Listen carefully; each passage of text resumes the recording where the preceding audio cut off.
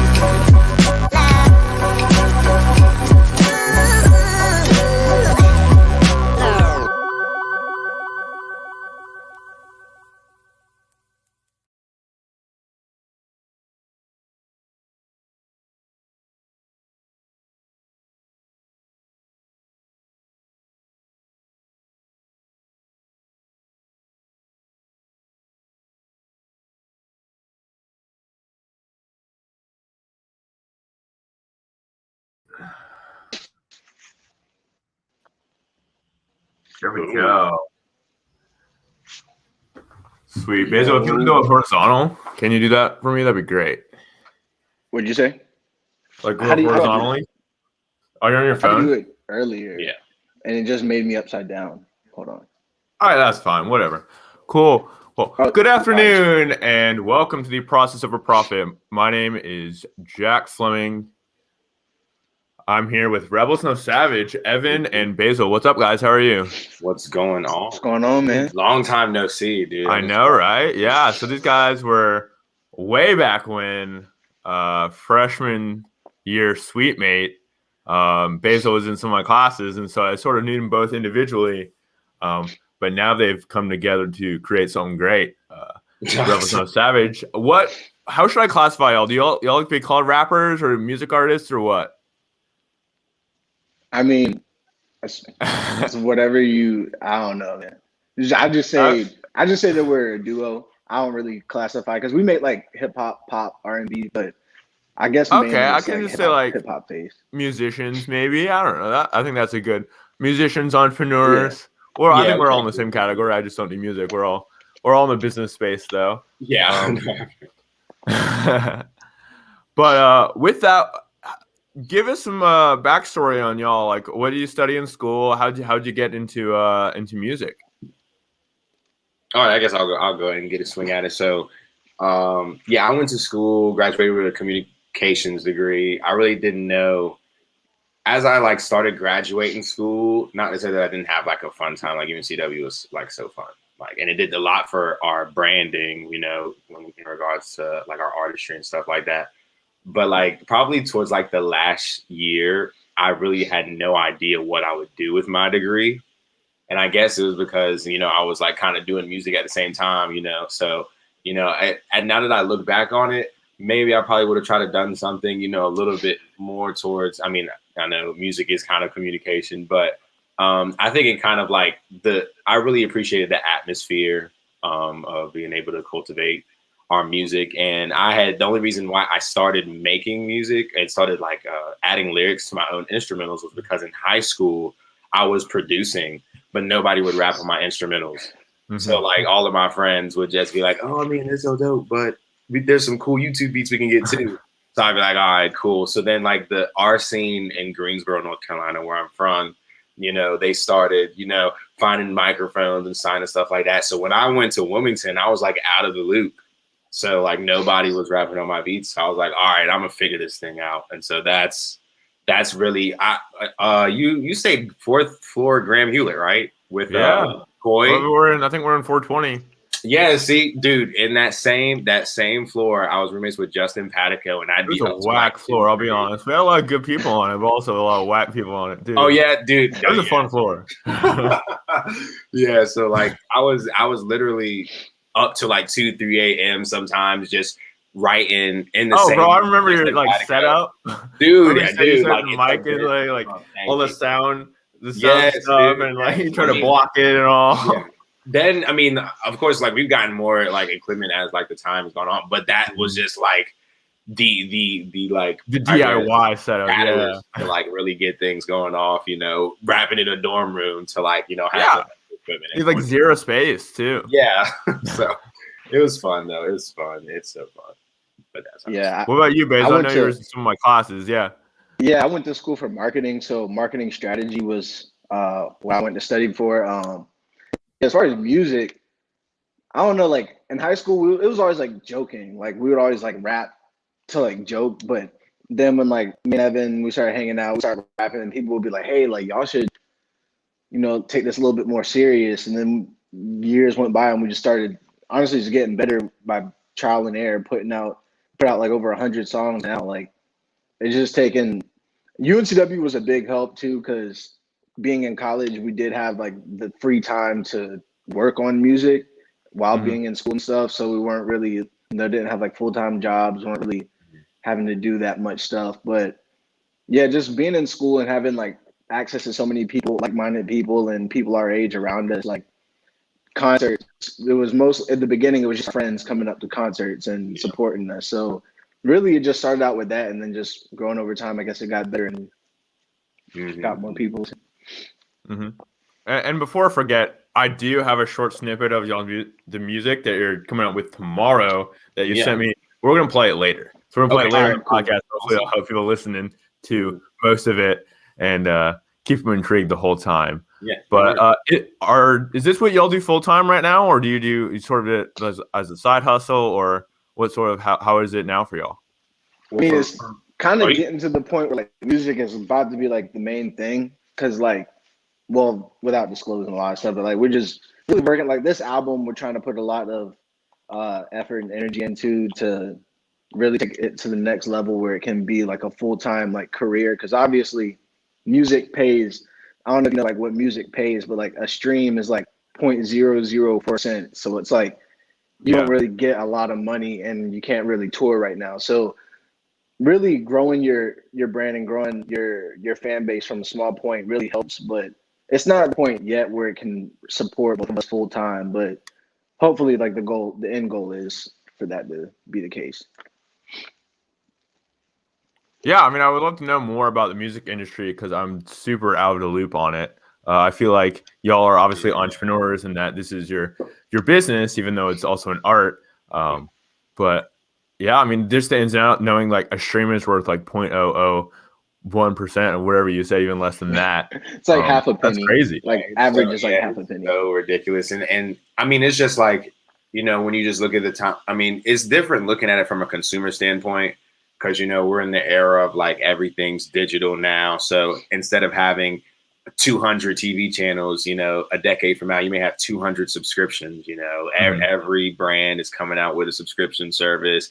Even Fenty, I think Fenty, you have to have a subscription service for Rihanna's like brand. So you have to pay you get like a percentage off what you buy. But if you want exclusive deals or something like that, you have to pay this upfront, amount of money. So I think what we're now realizing, other than like we enjoy making music, like no, like don't get me wrong, but like the actual content that we create, I think is more important in the business side of things rather than the music, because you can get into ad placement, you can get into, all right, can we get it, in a commercial? Can we, put some merch behind this? So it's really trying to find ways to like have people branch out and buy into your brand with the I guess so marketing and branding behind it. Yeah.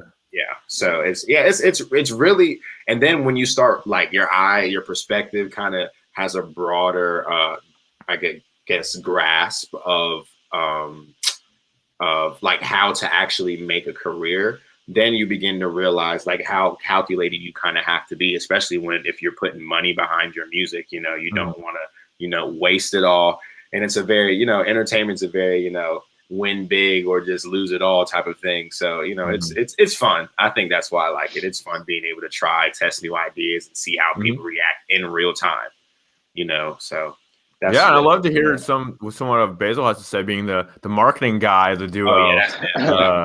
If he has been giving you some good insight about like what y'all should do. A lot of times with artists, like people do like marketing, branding and stuff, but really like the consumer can tell by listening to your music if you like have it or not. And I feel like you have to have like a quality like sound.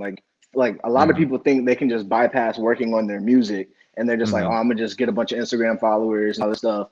But I think just as important as the marketing is, like we've tried to keep our musical integrity with that too. So like we sell like merch and like do shows and stuff, but it's like, how can we make songs sometimes we make songs specifically for like performing. Like we know this song at a show is gonna do great, but how do we make it to where someone that's not at a show still feels it and everything? So like I say all that to say, I think a lot of our branding is based around the reception that we get from the actual music. So that kind of points, like the people tell us which way to go. So it's not really me with like marketing and all that stuff. It's kind of like just looking at the numbers and looking at what people like. We see, all right, a lot of people in this area like this song. They might like stuff in that style. A lot of people in this area like that song. Because if you listen to our albums, songs don't sound the same. And that's the goal, like to get. Yeah. We've always said what we want. It doesn't matter who you are. We want you to find at least one song on one of our albums that you like. And so that's kind of the way we approach it. And it kind of makes the marketing easier, because when we try to make it to our music doesn't appeal to just one group of people. So I feel like if your music appeals to more people, it's easier to market yourself. I feel like a lot of songs these days are pretty repetitious or made to be bangers at clubs or bangers on the stage. Just the new stuff like Kari's been dropping, and everything's it's just like catchy and to like a good beat and all. Like it's for a reason, and I think that's what I realize more and more every day. Like the more I get out of like, all right, let me just create music instead. Let me just listen what's out there. Like, let me see what's hot and what's not.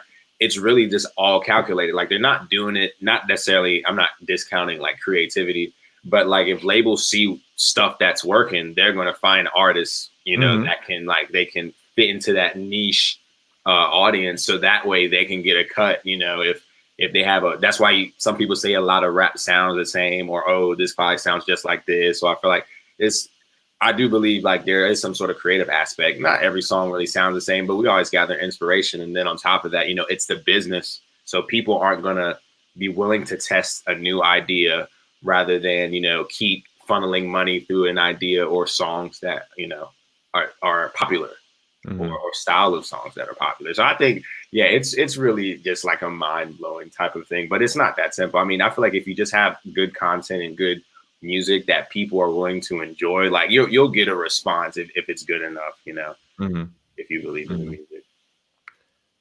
Yeah, I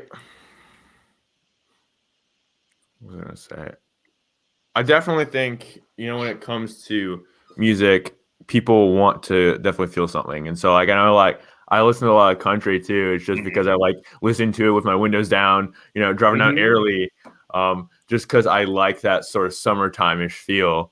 But also it's the content behind it too. I know y'all mentioned a lot of like Wrestle Beach and all in your songs, and so it's the content behind it, but also sort of the emotion that it provokes. And that kind of helped too with going to UNCW. Like a lot of our content was based around stories, like relationships that we had in college, like experiences we had in college, places that we would go to. Like a lot of the songs are named after like clubs in Wilmington. So when being at that college, a lot of people could relate to our music early on. And they like a lot of people like, oh, like they would just see like 22 North and they're like, oh, I go to 22 North. They'll probably click on it and listen to the song and then hear a story within the song that they actually relate to. So that made it a lot easier too, like us rapping about stuff that we were actually like going through and like being around like UNCW what, like 15,000 students. So it's like all those people.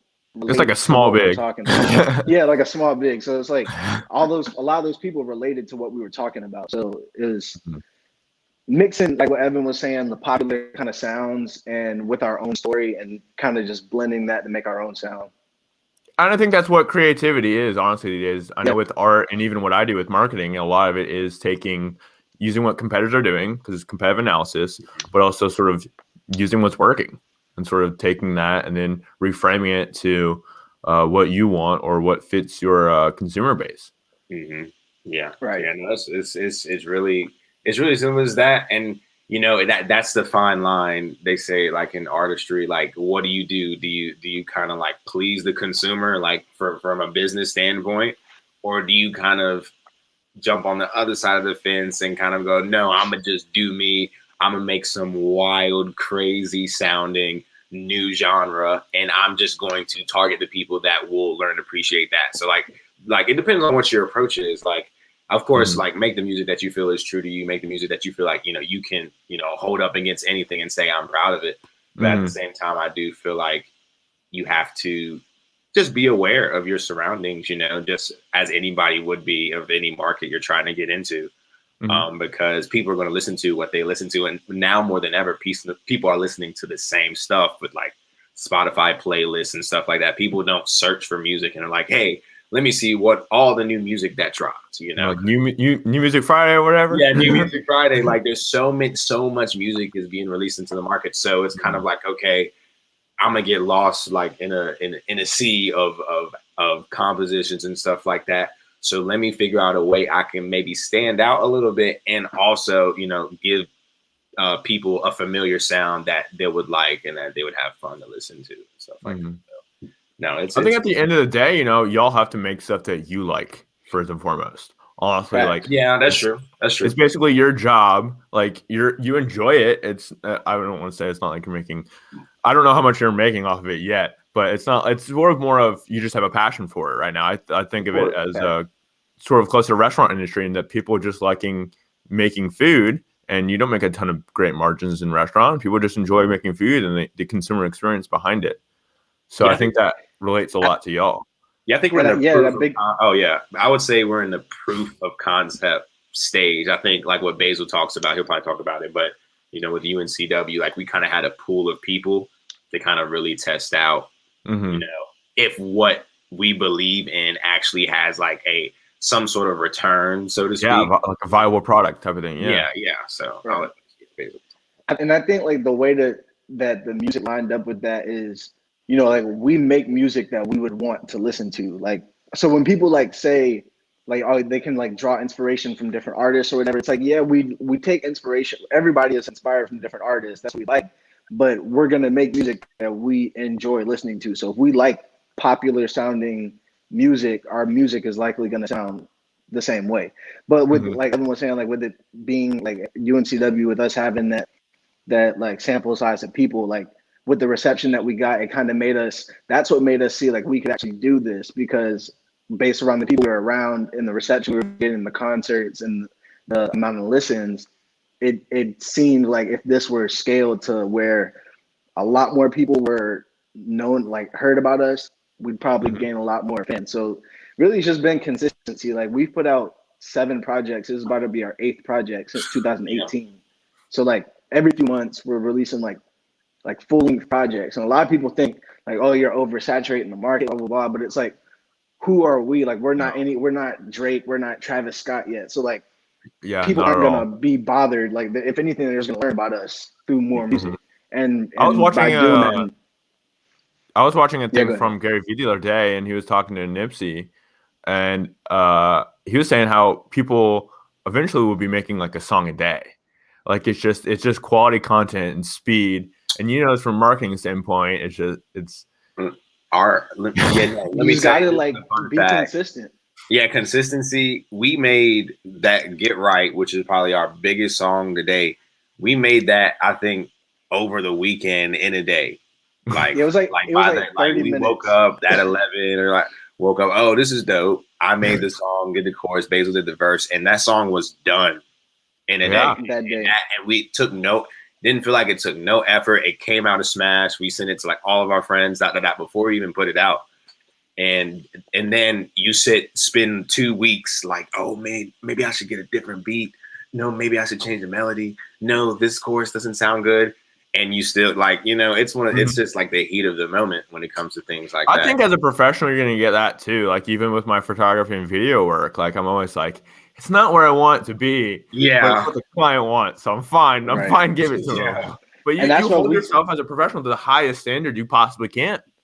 exactly. And that's what at some points we had to just like with us dropping so much music, we held on to like all those songs.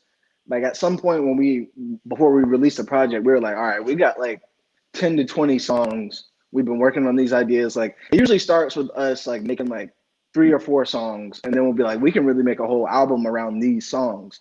And next thing you know, we have like 20 songs we're picking from. And then so that's why it's really like we just force ourselves to release it like every few months, because you can see the trends in the numbers. Like when you release, your numbers will go up and it'll peak, and then you kind of have a period where it dwindles. But we noticed like the period got longer and longer the more often we dropped. Like the streams got up, so it wasn't going down. The dips weren't so low, if that makes sense.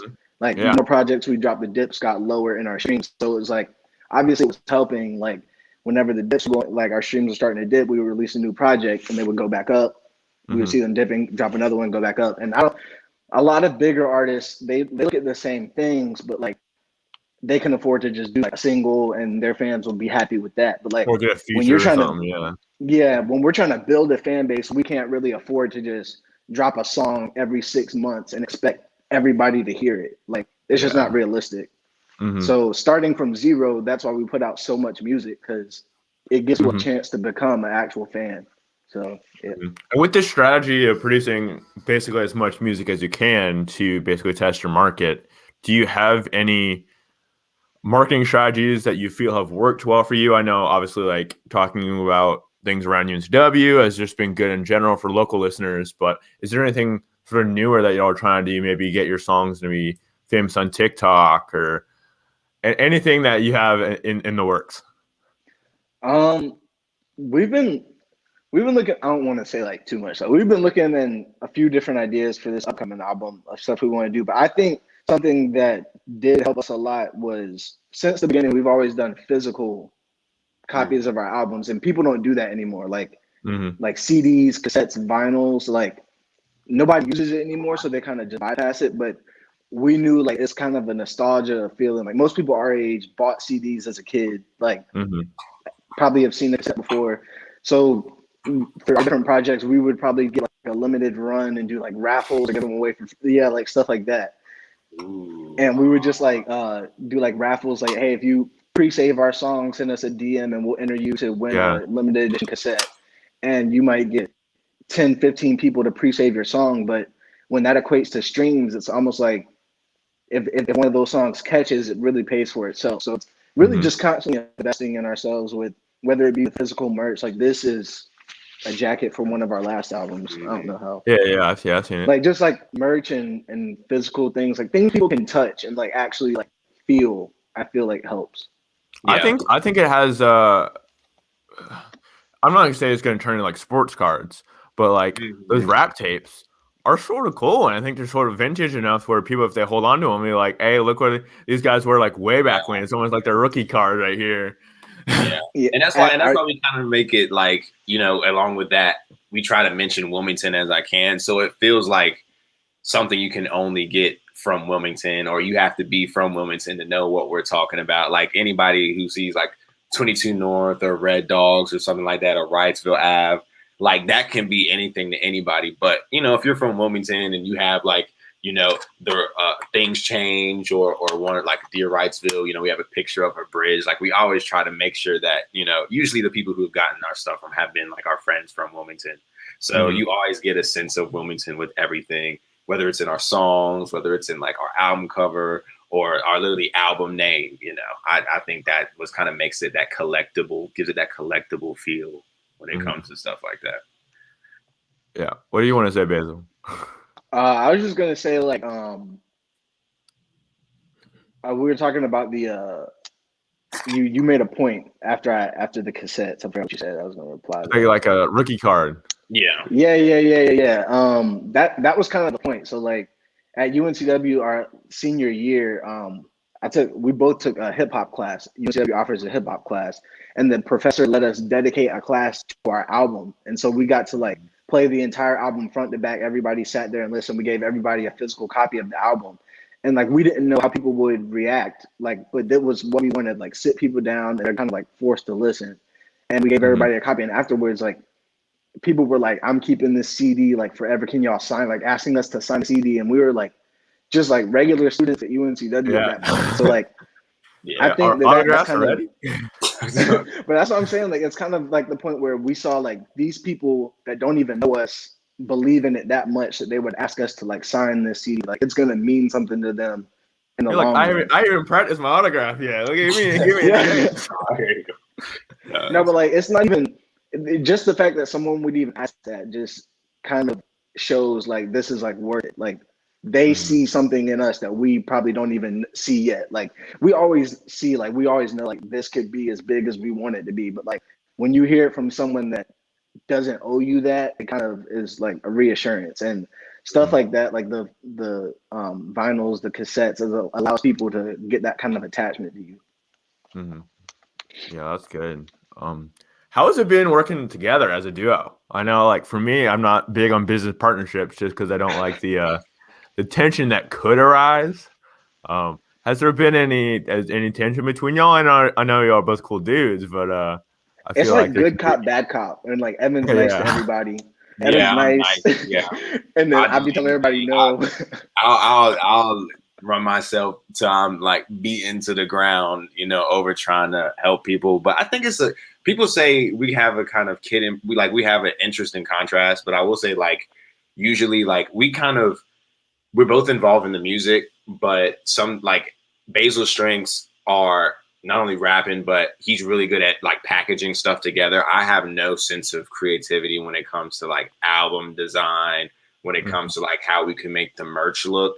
So like we kind of have different sectors that we work on. Like if we're working on a project and we like, oh, we need to make a beat like this, or we need to make a song like this, or like we may even go to Mike Snyder, you know, it may be Basil's idea like, hey, we need to get a pop song. Let's go to Mike Snyder. So we have different kind of, I guess, like different kind of attributes that I think are tailored to either like, all right, if we need to produce a track, then we're going to make a song that I know people would like, or that I know sounds like, oh, I'm outside by the beach, or if it was like turn around, like let's make a outside beach song. And then Basil will sit back, okay, I know how we need to rap, ... Oh, okay, I think we should make like an album cover like this, or let's go get Mike on it. So I think, you know, it's an evening out. Of course, when it comes to releasing the music, we're like, hey, what is good, what is bad? So I think the combination of us thinking of what's good and what's bad kind of gives us a cross section of like what we definitely want on a project. So, you know, we're all involved. There's mutual interest, so there's going to be headbutting, but it's never anything that like has blown up because we're all looking for the same goal. Yeah. You know, at the end of the day, it doesn't matter what we think. We want the world to appreciate it and be able to share it. So I think that's what keeps us grounded when it comes to those decisions about 100%. Yeah. But it's almost like it's easier almost working with a duo because you get a second opinion on everything. It's like if a lot of times when people are working on their own music, like they're only listening to their own music, they're kind of in their own world, so they don't really get outside opinions. Versus like if I'm working on an idea, I'll say to Evan, like, hey, what do you think about this, and vice versa. But he like, I don't know anything about like production, music production, engineering. Like I don't know that stuff. But Evan knows all that. So like his forte is like really like getting down with like music and like making sure the music sounds clean, the production's clean, like the production's elevating, we're keeping up with the sound. And then like he was saying, like I would know like branding, like, okay, I see some merch, like ideas that we could do. I think we could do this for a rollout. Like, so it really balances each other out to where like Rebels No Savage, if it was like, just one way or the other, it wouldn't be what it is. So it's like Yeah. though, like it has to be like that to get to where it's going. So, and that's why I think it's moved the way it has, because we have like two people with different skill sets that are coming together for the same goal. So like, yeah, And it's that's been a great to little hear. easier in that way. That's sort of the good parts about being a brand partner, I guess, would be, or duo partner, whatever you want to call it, is you really don't know what you don't know. And so Basil's doing all of his stuff, not necessarily staying his lane, but you're literally helping each other with things you don't know, and you're helping each other with things that you're each individually better at to all work. We made this new album, we made it entirely remote. Like we weren't in the same place at all the entire album. And it's like a fully fleshed, like I think it's our best project. Like, and we weren't in the same spot at all for the entire creation. How's that been? How's that? Has that been hard, or like y'all just sound like vocals and back to each other? And most of the time at UNCW, like we had two studios in our apartment, even when we lived together. So it was kind of the same thing, like just shooting stuff back and forth. Yeah, that's pretty much it. So I'd be, Basil's like, oh, I'm on Google Drive. I found this dope beat. I made this, chorus to it. I'll just download. He'll send it to me with his vocals in it, and I'll just send him my verse back. And then it may be vice versa, and that's the thing. That's technology. Like that's the cool thing. There's some instances to where you could be in a studio and somebody could just remote in and literally record yourself, pull the audio file, and then you can just leave the studio and some dude, some mixing engineer from, 1,000 miles away has your vocals. Like that's the cool thing with technology. So it's really no excuse. Like that's why when people like, I try not to get down and like, oh, this maybe not work. Like we have all the technology and at least accessibility to at least attempt to present our music and our brand professionally as possible. Like there really is no, unless you're not willing to, I understand, but that's what keeps me grounded. It's like, you can get a microphone and an interface and set up a little corner in your bedroom for like less than free audio software's out there too. I know I use a lot. Dude, high school. It's like, why not? Like now is the time more than anything else to really be able to hone in on your skills and do it for a genuinely modest price, when it comes to that stuff. And especially because everyone else is sort of almost taking a couple of steps back to take more steps forward during this time in pandemic and whatnot. Dude, what? It's just like, don't get me wrong. I think when it comes to creating, and I think everybody feels this, you kind of just don't know what to talk about. Like we were saying earlier, like our experiences for UNCW would made it so easily. If I couldn't write, I would just pick a place and then try to think about what would happen, if it's at 22 North, if I'm on Wrightsville, like, so being, entrapped, I guess, so to speak, kind of definitely puts you in a weird place trying to figure out what content you should write about. But we're able to do it. And sometimes, you just try to like reminisce on what life was like before all this. So that way you can have inspiration and stuff like that. Hopefully this year will be good and things open back up and we can do some fun stuff. So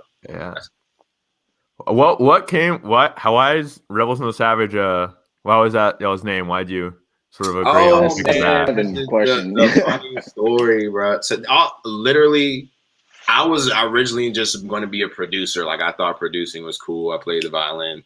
And so there was this little hip hop group that I was in, and it was called RNS. And it was kind of like some slang that like, I guess some people would consider derogatory. Some people weren't. So then going to UNCW, which is like predominantly white people, I was like, oh, I didn't want anybody saying, what that meant. You know what I'm saying? Like I want everybody to like, it's like kind of when I write songs, I try not to like say certain words so much because I want everybody to sing the song and not have, you know what I'm saying? Yeah. But so we changed it from that to just I just literally thought of Rebels No Savages, and then now it's Rebels No Savage because that sounds more like a brand. Rebels Not Savages sounds too like, I guess, like smart or preppy or whatever you want to call it. I just wanted something that rolled off the tongue, and ever since then, like that's what we rocked with. So, but RNS is kind of like the play on it, I guess, so to speak. You don't know what it means. Like you may think it means one thing, but it really means Rebels No Savage. So I guess if that's an interesting enough story. I don't have some crazy like epiphany dream that I had and thought it was going to be like, Well, I think it's cool because it's like almost you're taking the good things about being rebels. I don't. Yeah, I guess. Like, yeah, I guess. Oh, just the good thing. Look, no savagery without the name. And how. Never the except same. on the beats. Except in our lyrics, we're pretty savage on those. Well, yeah, no, it's one of that, man. I'm actually surprised that I actually like that name for as long as it is, because we're always changing like song names or album ideas. So I to think that I would like I would have appreciated this name for this long means that I think something's worth it. You know, I'm always like, oh, change this song name. No, because I'm gonna pull this word out, make this song name. This should be the album. So I'm glad Rebels No Savage is something that we can set it on. It looks cool. I like the way it looks like when you write it. You know, I don't know. So, Yeah, It's different too. Like when I first heard, like it was just so different that it catches your ear. Like I've never heard of Rebels No Savage before. yeah. And It's not like when a I heard name it- or anything. Yeah. people think Yeah, we're I just- a band sometimes. Like that's Yeah. you know, we don't take it offense, but like I guess Rebels No Savage kind of has that group-esque, feel. Yeah. But nah, dude, I think it's the combo of like 3 words. I think a lot of band names are like Okay, 3 yeah. words. yeah, you're right. Yeah, I've found some interesting band names of people around town that are definitely like L-Shaped Lot. I know there's a band around here. That's interesting. Yeah, that's a cool local name of a band. The Wilmington specific, but I think it's just a part of the 3 words together. I think probably does it. Yeah. But it's probably a good time to play that music snippet. I'm sort of been roaring and playing. Yeah. I was sort of like, I So- listened to it and I was like, wait, that's all I get? Like, it's not that long at all. I'm gonna say it, but it's hopefully give y'all a little teaser and people listening a little teaser on what's to come tomorrow. Of course. Midnight tonight. Yeah, well, yeah, which is tomorrow. But Yeah. where can people find that? Do they find y'all literally everywhere, or what's the best way I know to find it?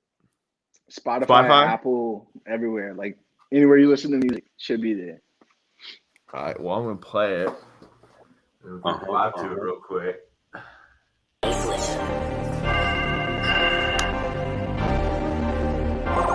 Yeah, left on right, so out. Yeah, I'm in the back too lit. Hey, yeah, she gon' hold me down. Yeah, I don't get it, who will? Yeah, F don't get it. Smack. Yeah, I was like, oh, you stopped it mid vocal. I was so mad. Yeah, I just put like a 20-second clip. I didn't know how long you wanted me to play. Oh no, that's So I just perfectly said, fine. I think that gives everyone a great taste. I think I just sort of wanted the sort of exclusivity of having a little bit of the music out before Yeah, of actual course. releases No, of course. on here. For sure.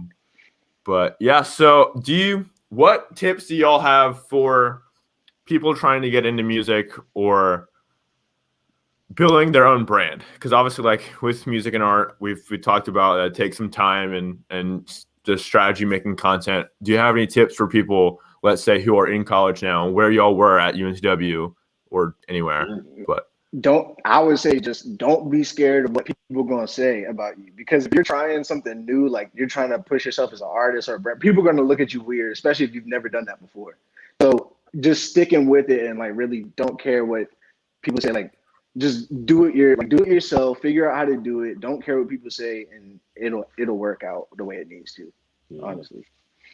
Yeah, and to add on to that same thing as what Basil said, what we're starting to realize is it speaks to at least the people I know, and like we kind of have the same friend circles, is that your friends will always be your friends regardless. So like we have some friends that still view us the same, like they're still cool, like they really don't see the whole like trajectory of Rebels No Savage because they were kind of our friends before, like this kind of low end feel of being, I guess, popular in Wilmington. So you really just got to hone in on like, look, you won't have a better opportunity to have as much quote unquote free time and access to a community of people that may or may not be like you, except when you're in college, Mm-hmm. So I think along with, you're there to learn. And I think the emphasis on learning of course you need to do well in school, if you're investing that much money, like it makes sense to have return on your investment, but open your mind on not just learning things, that are just in a textbook in front of you for a class you have to pass. Like if there's something that you like to do or something in your city that you like to do, you have 4 years to kind of dibble dabble and really find out, make the most return of the time you're spending there. If you're spending 3 hours in class a day and, you're going out and having fun, nothing wrong with having fun, but there's some time that you could be using to find or to refine a skill. Or so that's what, we never went out, not necessarily because it wasn't fun, but we would go out whenever we could. But we literally were trying to figure out the way we can make the best music possible and have people take us seriously. Like that was just worth it. So you got to make sure that, the time you're investing, and you're going to have to sacrifice some things in order to get where you need to go in life. But you just have to have the end goal in mind, that it'll all be worth it someday, and maybe stop worrying about the end goal. Just take the time to be the best you can be at it now. And like we talk about it every day. We make music 3 years ago that we would never recite a lyric to again. We think that music is terrible.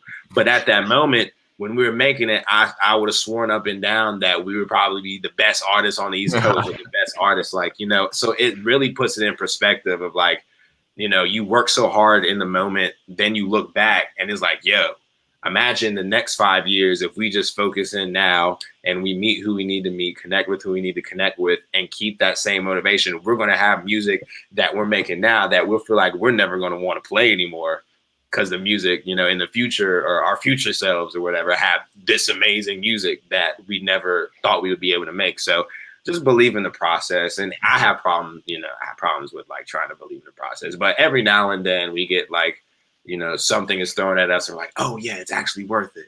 Oh yeah, I forgot. We actually are, making progress, type of thing. So that's why I named the podcast Process of Progress. Dude. Come on, man, dude. Talk about it, dude. Just that's a really dope name. Why not? That's Thanks, everybody's hate. Everybody tells you why you can't do stuff. If people can give me a reason why I shouldn't now, you know what I'm saying? Instead of just make me just not want to make music because I feel like people are gonna look at me weird. Like that's not enough for me. I'm not that nice to just let people get that off on me. I'd rather prove people wrong than prove other people right. Yeah, we talked about that on my last podcast. I was talking with a therapist, and we talked about basically taking what people say with a grain of salt. Because one, you just don't need their negativity. Two, like their experiences might not relate to yours too. Dude, totally different perspectives. Yeah, 100%. So and it makes you appreciate the people that do too. That do 100%. Yeah. So I think college is a lot of unintentional networking. So, so people don't realize that at all. People 100%. Don't know that, like, okay, my friends are friends, whatnot. But like after you get into the real world, you're like, suddenly your friend is a banker, suddenly your friend's a lawyer, suddenly your friend's a rapper. Like everyone's growing into something from college that they all sort of want to become your business acquaintances or business friends or whatever. People are going to be moving too. So I know a lot of people move from Wilmington. Typically just a college place. People come and go a lot. Beach town, but so a lot of people will move. And so now suddenly your friends who you've had in school are now across the country and across the world. Mm-hmm. No. Yep.